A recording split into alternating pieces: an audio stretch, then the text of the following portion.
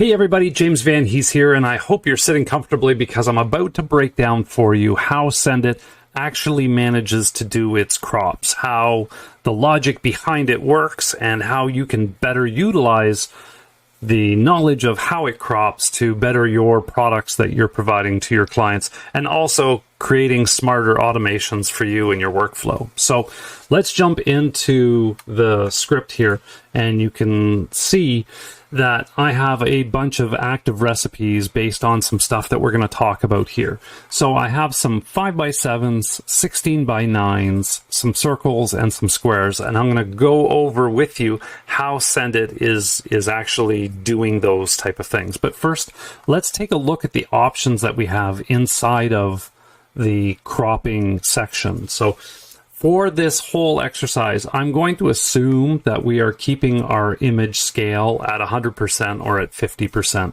The reason I'm doing that is we're not shrinking the file at all before the crop happens. So crop, in the way that the script works, it will do a crop before it does a resize.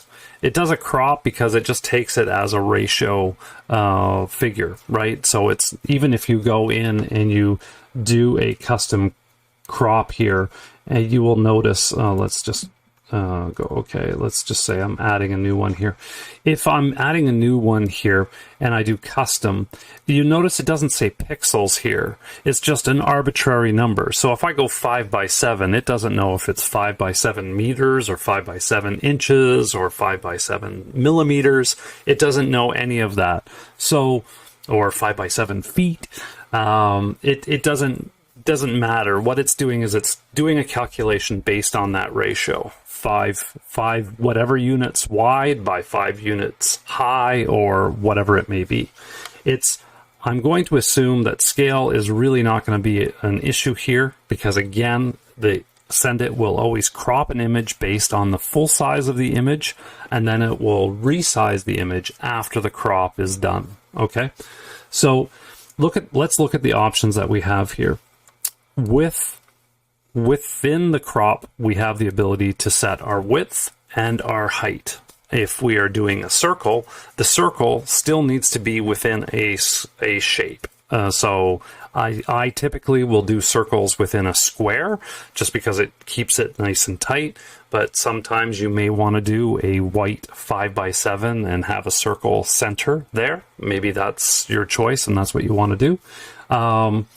But you have the option to set your width and your height first off, and then you also have a couple other selections. You can do a subject aware, and this is where the script will actually auto detect the subject, and it will try to move whatever that crop is around the center of your subject. It'll try to put your subject as close as it can to the center, but as I'll show you in a couple seconds, that's not always possible to get it dead center when we use subject aware. If we want it dead center, then we have to use the center command. And the center command, what it does is it takes note of where the face is, and wherever the face is in relation to the closest edge, that will now become the diameter of the circle that you have, or the width of the square, or it'll work with the dimensions that you have created in whatever shape. So, but I'll showcase each of those. So let me go into Photoshop and let me just share with you what Photoshop does natively. Okay, so I'm going to cancel out of Sendit, and this is a good way to show you because all of this stuff actually happens within Photoshop. Sendit requires Photoshop and all its technology in order for it to work. So this is a good way to showcase to you the logic behind what we're doing. So let's say we have this image here and I wanted to crop it as a 5x7, let's say. So Photoshop inherently will just go from the center of the image and try to crop from the center of the image. I haven't moved this crop at all. It's just going to try to do it that way. It doesn't matter what photo I have, it's going to try to crop it from the center in those dimensions 5x7. All of these images, it's just trying to go 5x7. which is fine. This is an 8 by 10, so cropping at 5 by 7 just means I'm taking a couple inches off the side. But if I choose now, as I say, okay, I want a 5 by 7 vertical, suddenly the story changes a little bit. It's okay if I have an image that's dead center, that's shot dead center, but sometimes our images, our subjects are a little off to the side, or left or right. So that doesn't always work. So here, he's not dead center, so the crop is now cutting him off a little bit. His head is not in the center of the frame. But Photoshop just natively is going to try to crop from the center of the image. Here with this image, she's off. With this one, it works. With this one, it's a little off. Mountain biker, the tire is out of the frame. This couple, it works because they were centered.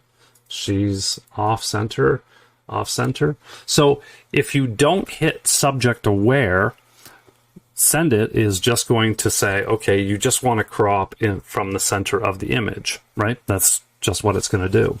But the second you hit subject aware, something interesting happens. Because once you hit subject aware, suddenly sendit goes, okay, where is the subject? And it's going to center the subject within that frame. So it's not going to shrink the frame. It's not going to cut into the subject at all. It's not going to do that. It's going to take it on the basis of the full size of the frame and where is the subject, and it's going to place that subject as center as possible. So in this one here, it would go ahead and move him this way because he's trying to put the subject in the center of the frame. If we go here, well, we just had that one. And this one, it works, right? Now in this one, remember the other case where we had the 5 by 7 horizontal. This was a portrait image. What would it do? What would sendit do if suddenly I had set subject aware? It would have come and it would have moved this, recognizing where the face was, it would have moved the crop something like this. Okay? It just would have done that automatically. What would it have done here if subject aware was on? So this is a good example. It's not going to like crop into the image anymore. It's going to see the subject and it's going to try to move the subject as close as it can to the center. It can only move this much in this case, but sendit is trying to take your subject and move it closer to the center. This one here, if we go here, it would detect where the subject is and it would move the frame that way, as far over until it hits the edge, and then that's as far as it can go. Okay? So what becomes interesting, though, is when we do something like let's go here to a 16 by 9 crop. So in a 16 by 9 crop, again, it's going to just try to do things based on the middle. This one is fine. This one, it's not quite center, right? So what subject aware would do would be to take the subject and it would move the subject more to center. This one here, 16 by 9 doesn't work at all, so it would take the subject aware and move the subject closer here. Okay? So that's what the logic of sendit is doing. It is finding the subject intelligently. It's recognizing where the face is, and it will move things closer to there. But let's say we want to do something like a square. So let's go to the logic of a square. So on a square, on this image here, again, if I have subject aware on, it is going to try to take the subject and it is going to try to move the subject closer to center. Okay? If I have here, that's already pretty good. It's moved it to center. Here, it would take the subject, move the subject closer to center, is what it would do. Again, it's not cropping in on the image itself. It's using the full potential of the full size of the frame, and it's doing it that way. Let's go here. Okay, it's a little off. No, it's okay. Here, it would take this and it would go ahead and, again, it's trying to move her to the center, and it actually fits Okay. So then the question becomes, here with this guy, would probably see the subject, and again, try to move him a little closer to center. And then her as well. So and then let's say what's going to happen if we use the center command, okay? Or if we try to do a circle with the center command. So again, center is a little different. Center is going to try to find the face, okay? So it's going to see the face of the subject, and it's going to say, okay, so this here is the area of the face, right? Right in this area. And what is the closest distance from the face to the edge of the frame? So it's kind of this area right here is the closest area. So what it's going to do is it's going to include the center and the closest space to the closest edge. Okay, so in this case, this is the one case where it would go, okay, that face has about, you can see how much it has there. It has about that much space. So if I take the face and I go about that much space down even, I would now give me this type of crop that I would have to work with. Okay, that's what the center command does, is it will do that type of crop based on that. And you can experiment with 5x10s and 5x7s, 8x10s, any dimension to see where it goes and does this, where it tries to find the face as close as possible, and it will create that based on the distance that's closest from the face that it recognizes to the closest edge.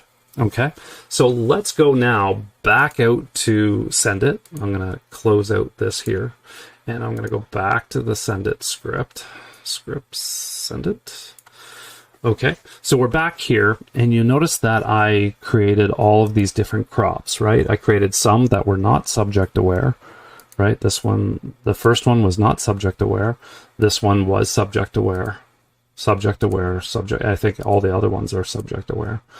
Circles with centers and stuff like that. So let's go ahead and take a bunch of these images and let's run the script. I will show you what it looks like when it's working, but I'll speed it up considerably here for you. And then let's come back and let's take a look at what the results are based on sendit doing those things. Okay, so let's give it a play and we'll see what happens.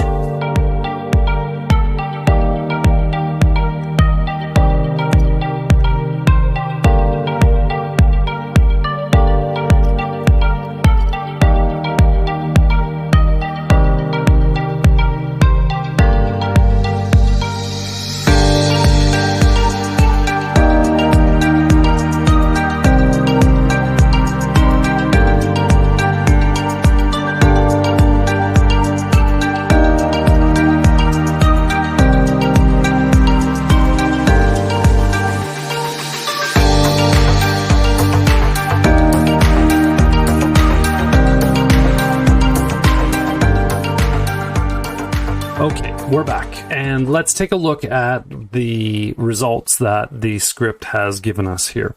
So on my end, this took about 5 to 10 minutes, I guess, and that will depend on your processor and how fast your computer is, the length of time that it takes to run through this. But I think we had 10 commands, and we had essentially... what do we have?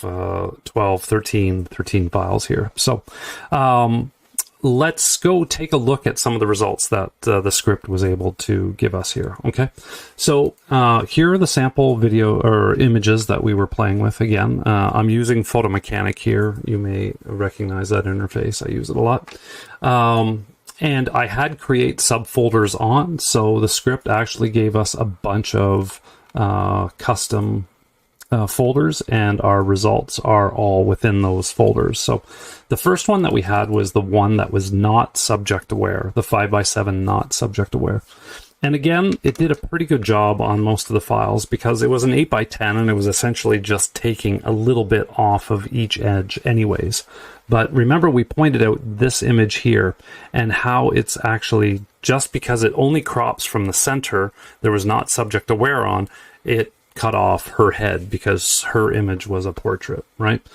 But then once we did the subject aware and we flipped the image vertical, because remember, some of these images, the person was off to the side, off to the left, or off to the right.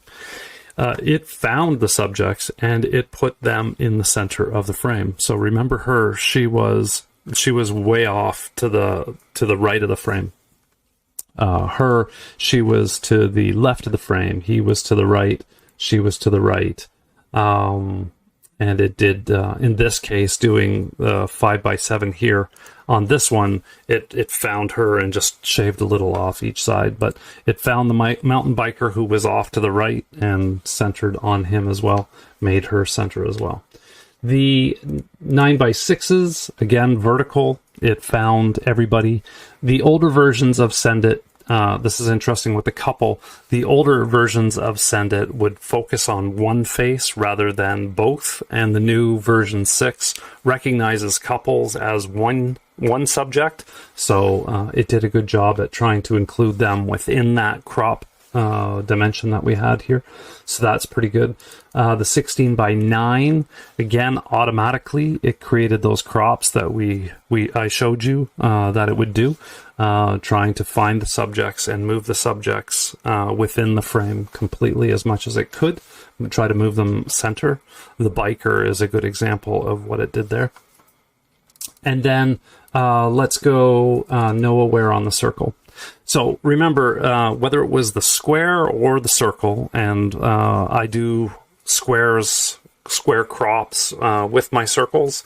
That way it allows me to get as far to the edge as possible to create my circle. If I were to do a 5x7 or something like that, it would still do the 5x7 and move the 5x7 square as much as it could to the side, and then it would do the circle inside.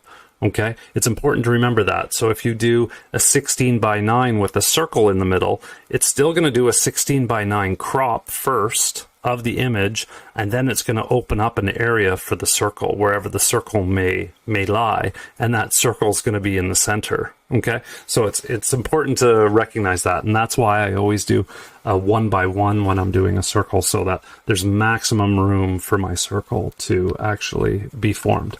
So without centering on, you can see that it just did a circle in the center of the frame, right? She's off to the right, she's off to the left, she's off to the left, right, left.